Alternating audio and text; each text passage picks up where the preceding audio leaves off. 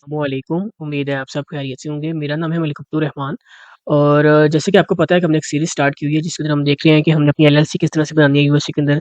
यानी हमने अपना किस तरह से अपना जो बिज़नेस है वो सेटअप करना है यूएसए के अंदर, वो हम सब कुछ है इस सीरीज़ के अंदर देख रहे हैं, ठीक है? सबसे पहले हमने देखा कि अपनी एलएलसी किस तरह से बनाएँगे। उसके बाद हम गए कि हमने एलएलसी बनाने के बाद आगे हम देखेंगे कि हमने ईएन किस तरह से बनाना है, बाकी ईए और इसके अलावा दूसरी जो चीज़ें होती हैं वो किस तरह से करनी है, ठीक है? जैसे कि अपनी एनुअल रिपोर्ट फाइल करना और बाकी जो चीज़ें हैं सेल टैक्स रिटर्न किस तरह से फाइल करनी है। और आज का जो पर्पज़ है वो इस वीडियो बनाने का वो ये है कि हमने अपनी एलएलसी की, अपनी फेडरल टैक्स की जो है वो जो रिपोर्टिंग है, उन जो टैक्स की रिपोर्टिंग है वो किस तरह से या उनके जो डिपार्टमेंट है आईआरएस उसको किस तरह से करनी है, ठीक है? तो आज एक ब्रीफ इंट्रोडक्शन होगा, किस तरह से हमने रिपोर्टिंग करनी होती है। मैंने ना इससे पहले एक वीडियो डाली है आईटीएन की, ठीक है? आपने अगर आपने ये रिपोर्टिंग करनी है तो इसके लिए वो आपको जो आईटीएन होगा वो आपको रिक्वायर होगा। मैं आपको रिकमेंड करूँगा कि आज डेट है 16 दिसंबर 2024 डेट है आज, ठीक है? तो आज मैं आपको रिकमेंड करूँगा कि आप वो आईटीएन लाज़मी लें। अगर आप वो आज अप्लाई करते हैं ना तो इंशाल्लाह ताला आपका जो 15 तारीख होती है, 15 अप्रैल 2025 लास्ट डेट है। उससे पहले-पहले अगर अप्लाई करते हैं तो उससे पहले आपका आईटीएन आ जाएगा और आपकी जो टैक्स रिटर्न है, फेडरल टैक्स रिटर्न है वो आपकी फाइल हो जाएगी। अगर आपकी ये सारा कुछ अगर आप करते हैं तो। मैंने पहले भी रिमाइंडर के तौर पे आपको एक वीडियो वहाँ पे सेंड की है, अपलोड की है। उसको आप देखिए, अच्छी तरीके से देखिए और किस तरह से वो आईटीएन है अगर आपने हमसे बनवाना हो तो वो मैंने सारा बताया हुआ किस तरह से आप हमसे कॉन्टैक्ट कर सकते हो। नीचे ये नंबर गिवन है, आप वहाँ से कॉन्टैक्ट करके इंशाल्लाह ताला 100% एक्यूरेसी के साथ। और अगर देखिए अगर आप खुद आईटीएन अप्लाई करते हैं तो उसके अंदर चांसेस होते हैं कि आपका रिजेक्ट हो जाएगा। जो रिजेक्शन जो सर्टिफिकेट है वो आपको कब मिलेगा? वो जब आपको 3 माह बाद वो मिलेगा। जब वो आपको मिलेगा उसके बाद आपने रिटर्न फाइल करनी होगी, आपके पास ऑप्शन नहीं होगा। लेकिन अगर आप हमारे थ्रू करवाते हैं तो हम आपको 100% श्योरिटी देते हैं कि आपको आईटीएन आएगा ही आएगा। ठीक है? ये 100% श्योरिटी होती है कि आईटीएन आएगा, क्योंकि हम इस तरह से वो जो फाइल है सब कुछ प्रिपेयर करके वो सेंड करते हैं। तो अगर आपने वो करवाना हो तो व्हाट्सएप पे मैसेज कीजिएगा तो इंशाल्लाह ताला वो आईटीएन वाला भी देख लेंगे। आईटीएन लेने के बाद क्या होता है कि इनकी ये 2017 के अंदर, थोड़ी-सी मैं हिस्ट्री बता देता हूँ, तो 2017 के अंदर इन्होंने अपना ये इंट्रोड्यूस किया। ये फॉर्म है, फॉर्म 5472, ठीक है? ये 5472 क्या है कि मैं ये बता रहा था कि ये फॉर्म 5472 इन्होंने 2017 के अंदर इंट्रोड्यूस करवाया था, ताकि जो फॉरेन ओन्ड यूएस की सिंगल मेंबर या मल्टी मेंबर एलएलसी हैं उनकी टैक्सेशन की जाए। ठीक है? ये तब इन्होंने इसलिए चीज़ को इसको इंट्रोड्यूस करवाया 5472 को। तो इसके अंदर क्या होता है कि अपनी वो जो ट्रांज़ैक्शन वगैरह होती हैं वो सारा कुछ इसके अंदर दिखाते हैं। वो करने के बाद ये देखिए लिखा हुआ है सिंगल मेंबर के लिए ये चाहिए होता है 5472, और इसके अलावा एक परफॉर्मा होता है 1120 का, वो साथ इसके अटैच करके वो हम सेंड करते हैं। देखें, जो 1120 है ये होता है कॉर्पोरेशन के लिए, या इसके एस कॉर्पोरेशन और सी कॉर्पोरेशन के लिए ये ज़्यादातर यूज़ होता है। एस के लिए 1120 एस जो है वो यूज़ होता है, फॉर्म यूज़ होता है। अब इन्होंने वो इस चीज़ को इसके अंदर क्यों डाला है? इसके अंदर इसलिए डाला है कि इसकी टैक्सेशन कॉर्पोरेशन की तरह नहीं होगी, लेकिन ये सिर्फ़ एक फॉर्म एज़ अ इंट्रोडक्शन जो होगा एक कंपनी का, उसके लिए इसको यूज़ किया जाएगा फॉर्म 1120 को। ज़्यादा इसके अंदर कुछ लिखना नहीं है, क्योंकि ये सारा कुछ कॉर्पोरेशन से रिलेटेड होता है और वो कॉर्पोरेशन जो है वो बिज़नेस से अलग से चला जाता है। वो आपको देखने की ज़रूरत नहीं है, उसके अंदर जानने की ज़रूरत नहीं है। आप अगर देखें ना तो आपने क्या करना है, 5472 टू 1120, और इसके अलावा आपने 1040 एनआर अपनी जो है वो अपनी साथ फाइल करके अपनी आईआरएस को जो है वो फैक्स भी करनी होती है। और अगर आप चाहें तो उसको मेल कर दें, चाहे फैक्स कर दें। सिंगल मेंबर एलएलसी, ये सारा कुछ लिखा हुआ है, आप यहाँ पे पढ़ सकते हो। लास्ट डेट क्या है, डेडलाइन्स क्या है, 15 अप्रैल है, जो कि होती है। अगर आपने एक्सटेंशन लेनी है तो आप एक्सटेंशन फाइल कर सकते हो, लेकिन अगर एक्सटेंशन लेने के लिए भी आपको आईटीएन लाज़मी चाहिए होगा 1040 एनआर के लिए, ठीक है? वो आपको लाज़मी चाहिए होगा। इसलिए मैंने इतनी जल्दी वीडियो बना दी है कि आप जल्दी तो नहीं, कभी भी मैं लेट हूँ मैं कह रहा हूँ, लेकिन फिर भी आपको, अगर आप हमारे थ्रू उस आईटीएन को अप्लाई करते हैं तो इंशाल्लाह ताला आपको जल्दी आईटीएन मिल जाएगा। बाकी ये चीज़ें अगर आप ये नहीं करते, देखें लोग क्या करते हैं कि अपना सारा कुछ कर लेते हैं, अपनी एलएलसी बना के ठीक है बैठ जाते हैं, उसके बाद उनको पता चलता है जब वो ये 15 अप्रैल गुज़र जाती है, फिर उनको पता चलता है कि भई उनके ऊपर पेनल्टी लगी है, नोटिस आ जाता है उनको रजिस्ट्री एजेंट के एड्रेस के ऊपर। ये देखिए 25,000 का नोटिस आया हुआ है। अगर ये 30 दिन बाद फिर 25 ऐड हो जाएगा। ये देख रहे हैं, जब तक आपने कंप्लायंस नहीं करनी ये ऐड होता रहेगा। और इसके अलावा फिर इनकी क्रिमिनल चार्जेस भी हैं। आपको पता है कि आप हमने बीओ रिपोर्ट फाइल करनी है, वहाँ पे अपनी अटैच करनी होती है अपना पासबुक। तो इसलिए वहाँ पे जाके मुश्किल हो सकती है। फाइलिंग मेथड क्या है? आप इलेक्ट्रॉनिक ये कभी भी नहीं, मैं आपको प्रेफ़र करूँगा, आप ये इसको मेल कर सकते हो या इनको फैक्स कर सकते हो, ये सारा कुछ करके। ये करने के बाद आपने 1040 एनआर भी फाइल करना होता है।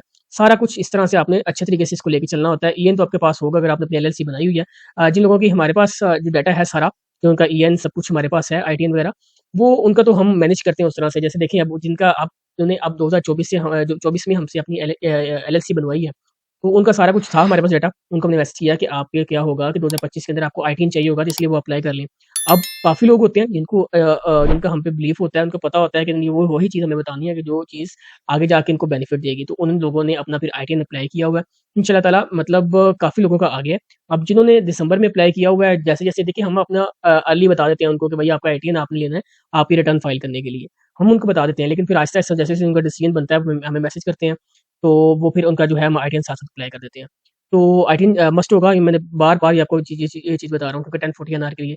अच्छा, अगर आपने ये सारा कुछ किस तरह से होगा, ये जो है इनकी 5472 सिंपल सा फॉर्म है। 5472 आप जाके पढ़ेंगे, आपको सारा कुछ पता चलता जाएगा। अपना कंपनी का नाम लिखना होता है, वन बाय वन आपने 1120 के ऊपर अपना कंपनी का नाम, ईएन लिखना होता है, एड्रेस रजिस्ट्रेशन का एड्रेस लिखना होता है, नीचे साइन करना होता है, वो आपका फॉर्म है, वो रेडी हो जाता है। लेकिन कुछ होती है रिपोर्टेबल ट्रांज़ैक्शंस वगैरह होती हैं, और इसके अलावा 1040 एनआर के साथ शेड्यूल 3 शेड्यूल सी जो होता है वो साथ उसके अटैच होता है, जो जिसके अंदर आपकी इनकम स्टेटमेंट वगैरह सब कुछ वहाँ पे वो डाल के हम वो इसको साथ भेजते हैं। देखिए, मैं आपको कभी मतलब ये रिकमेंड नहीं करूँगा, अगर आपकी कोई ट्रांज़ैक्शन वगैरह है आपकी कंप्लीट ईयर के अंदर, मैं कभी रिकमेंड नहीं करूँगा कि आप इसको खुद सेंड करें। 2 चीज़ें होती हैं। ये देखें पेनल्टी क्या होगी कि पेनल्टी ये जो ये अगर आपने नई फ़ाइल किया फिर भी 25,000 लगेगा। लेकिन अगर आपने गलत फ़ाइल कर दिया, आपने फ़ाइल कर दिया, मैं ये आपको बता दिया कि आप ये 2 जो है फ़ॉर्म आपने सेंड करने हैं तो हो जाएगा। लोग बताते भी हैं इस तरह से, लेकिन अगर आपने गलत फ़ाइल कर दिया फिर भी 25,000 आपकी लगनी है तब तक जब तक आपने इसको करेक्ट मतलब अच्छे तरीके से इसको फ़ाइल ना किया। ठीक है? बात को समझ रहे हैं? इसलिए मैं आपको रिकमेंड नहीं करूँगा कि आप इस चीज़ को खुद करें, क्योंकि ना इनके अंदर एक कुछ चीज़ें होती हैं जहाँ पे हमने अपने हिसाब से वहाँ पे ट्रांज़ैक्शन वगैरह ऐड करनी होती है ताकि आपको टैक्स कम से कम लग सके।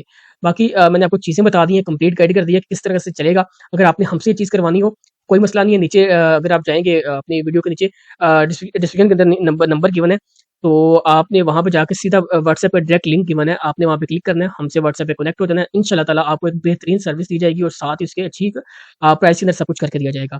मैं ये क्यों प्रेफ़र कर रहा हूँ? इसीलिए कि आपको नेक्स्ट फ्यूचर के अंदर कोई इश्यू ना आए। अगर आप ये कर सकते हैं तो 100% करें। अगर आपकी रिस्पॉन्सिबिलिटी के ऊपर आप बिल्कुल करें। मैंने आपको बता दिया कौन-कौन से फॉर्म होंगे। फॉर्म अगर आप गूगल पे जाएँगे, गूगल पे जाके लिखेंगे फॉर्म 5472 आपने जाके लिखना है। फॉर्म 1120 आपने जाके लिखना है। आपके सामने फॉर्म ओपन हो जाएगा, आप उसको फिल कर सकते हैं। लेकिन वो फिर आपको ही मतलब आपकी खुद ही आप उसके ज़िम्मेदार होंगे, जिस तरह से जो भी होगा। ये मैं नहीं कह रहा कि आपको 100 इस तरह से होगा। अगर आपकी सिंपल सी चीज़ें हैं, आप सारा कुछ डाल के अपनी अगर फाइल करना है, फैक्स करना है, तो आप इस फैक्स नंबर के ऊपर फैक्स कर सकते हैं। अगर आपने मेल करनी है तो आप इस एड्रेस के ऊपर उनको मेल कर सकते हैं, कोई मसले वाली बात नहीं। आपको मैंने सारा प्रोसेस जो है वो बता दिया। 1040 एनआर है, ये आपसे मतलब आप जितनी भी कोशिश कर लें, मतलब अगर आप मैनुअली इसको फाइल करने लगते हैं तो आपको कैलकुलेशन के अंदर चीज़ें डालने के अंदर इसकी हो जाती है, इसकी मिस्टेक्स हो जाती हैं। बाकी अगर आपने हमसे करवाना है तो कुछ चीज़ें चाहिए होंगी, जैसे कि मैं आपको चीज़ें यहाँ पे बता देता हूँ। अगर आप व्हाट्सएप पे हमसे बात करेंगे तो वहाँ पे मैं आपको वन बाय वन बता दूँगा। जैसे अगर आप अमेज़न का काम करते हैं तो आपके पास ओपनिंग स्टॉक होगा, क्लोजिंग स्टॉक होगा, उसके अंदर कॉस्ट ऑफ गुड्स में सोल्ड होता है। ये आ जाएगा ओपनिंग जो आपने परचेज़ेज़ की हैं वो आपने बतानी है, यानी कि आपने 1 जनवरी 2024 पे कितनी थी और 31 दिसंबर 2024 के ऊपर आपके पास कितनी रह गई हैं। ये 2 डिटेल्स आपने फॉर द परचेज़ कितनी की, ये कॉस्ट ऑफ गुड्स सोल्ड हो जाता है। ठीक है? और अमेज़न की जितनी आपने फीस, स्टोरेज कुछ आपने एडवर्टाइज़मेंट फीस की है वो जितनी भी कॉस्ट है वो सारी इसके अंदर से लेस होती हैं इसीलिए। ये आपके सामने डिडक्शन ये आपकी कॉस्ट आ रही है। आपने किस इधर इनके अंदर से जो-जो आपसे रेलेवेंट है, आपके पास चीज़ें हैं, आप बस वन बाय वन मुझे बता देंगे, फिगर्स बतानी है बस आपने कि मेरी इतनी है, इतनी फिगर्स आपने बतानी है और कुछ आपको देने की ज़रूरत नहीं है। ये सारा कुछ आप देंगे, आपकी इनकम स्टेटमेंट तैयार होगी जिसकी बेस के ऊपर 1040 एनआर बनता है, ठीक है? तो बाकी मैं आपको बता देता हूँ कि इनके ऊपर रेट कितने लगते हैं। जैसे कि पाकिस्तान के अंदर रेट होता है ना, जो कि जिसे हम कहते हैं कि प्रोग्रेसिव ड्यू टैक्स रेट होता है। उस तरह से इनका जैसे-जैसे आपकी इनकम बढ़ती जाएगी, आपका टैक्स भी ज़्यादा होता जाएगा। जैसे कि देखें सिंगल जो होगा फाइलर्स हैं, अगर आप सिंगल मेंबर एलएलसी आपकी, क्या होगा कि 11 जो है 0 टू इतने के ऊपर 10% टैक्स लगेगा, यानी कितना बनेगा ये 1600 टैक्स बनेगा। हाँ, आई थिंक 1600 टैक्स बनेगा। अगर आप जाते हैं, अगर आपकी इनकम इससे बढ़ जाती है तो 1600 तो लगना ही लगना है। उसके साथ आपके पास एडिशन जो इसके अंदर होगा वो 12% के हिसाब से उसके ऊपर भी टैक्स लगेगा। ठीक है? ये सारी चीज़ें हैं। मैंने जो वन बाय वन आपको बता दिया। अगर आपको डॉक्यूमेंट चाहिए होगा, कोई मसला नहीं है, आप फिर भी करें।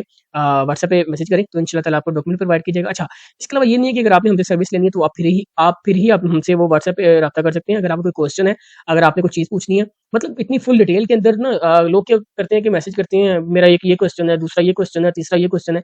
इस तरह से देखें पॉसिबल नहीं होता, किसी के लिए भी इतना पॉसिबल नहीं होता कि वो आपको इतना मतलब हर वन बाय वन आपको हर क्वेश्चन का रिप्लाई करे। अगर आपका क्वेश्चन है, एक वैलिड क्वेश्चन है, अच्छा क्वेश्चन है, अगर आपको मतलब चीज़ की समझ नहीं लग रही, आप कोई मसला नहीं पूछें, 1 है, 2 है, कितने भी क्वेश्चन है पूछें, लेकिन आराम से उनसे क्वेश्चन पूछें, जैसे आपको उसका रिप्लाई मिलता है, आप नेक्स्ट अपना दूसरा क्वेश्चन पूछें, आपको 100% आपको जो जैसे टाइम मुझे मिलता है, मैं आपको उसी टाइम आपको रिप्लाई करूँगा। किस तरह से आपको मैनेज करना चाहिए, किस तरह से आपको चीज़ें लेके चलनी चाहिए। मेरा फ़र्ज़ था कि मैंने आपको टाइमली बता दूँ कि आपको क्या-क्या चीज़ें चाहिए होगी, आपको आईटीन चाहिए होगा, वो मैंने आपको बता दिया। आपको किस तरह से अपनी रिटर्न फाइल करनी है, ये करना है। देखिए, मैं क्या करूँगा कि जैसे कि मैंने देखा है यूट्यूब पे लोगों ने बताया हुआ है कि हमने किस तरह से फॉर्म 547 टू 1120 का जो फॉर्म है वो ऐड करना है, लोगों ने बताया हुआ है। वो क्या करते हैं कि जो अजीब-व-गरीब वो फिगर्स होती हैं जो 5472 के ऊपर डाल देते हैं। हालाँकि वो फिगर्स का वहाँ पे कोई मतलब मकसद नहीं होता वहाँ पे डालने का। एक तो मैंने वीडियो देखी, उन्होंने सारा 5472 ही वहाँ पे भर दिया। उसका मकसद ही नहीं था वो वहाँ पे चीज़ें डालने का, क्योंकि हमारा जो रेलेवेंट ज़्यादा होता है, अगर आपकी इनकम और जो डिडक्शंस वगैरह हैं, तो फिर हमें 1040 एनआर को साथ लेके चलना होता है। उसको हमने फिर सारा कुछ करना होता है। ठीक है? तो मेरी था ये कि मैं आपको ये बताऊँ कि किस तरह से आपने इसको मैनेज करना है, किस तरह से इसको लेके चलना है। तो अगर आपकी सिंगल मेंबर एलएलसी है, उसके लिए मैंने आपको बताया। अगर मल्टी मेंबर एलएलसी है, तो फिर क्या होगा, फिर आपका क्या होगा, 1065 फॉर्म होता है, वो साथ अटैच होगा। मैं यहाँ पे लिख देता हूँ 1065 फॉर्म होता है, वो अटैच होता है उसके साथ, अगर आपकी मल्टी मेंबर एलएलसी है तो। ठीक है? अगर आपकी मल्टी मेंबर एलएलसी है तो मैं यहाँ पे लिख देता हूँ मल्टी मेंबर एलएलसी। ठीक है? अगर आपकी मल्टी मेंबर एलएलसी है तो आपका 1065 फॉर्म अटैच होता है। मैं अगेन सेव कर दूँगा। आपको कोई डॉक्यूमेंट चाहिए होगा तो मेरे से व्हाट्सएप पे ले लीजिएगा।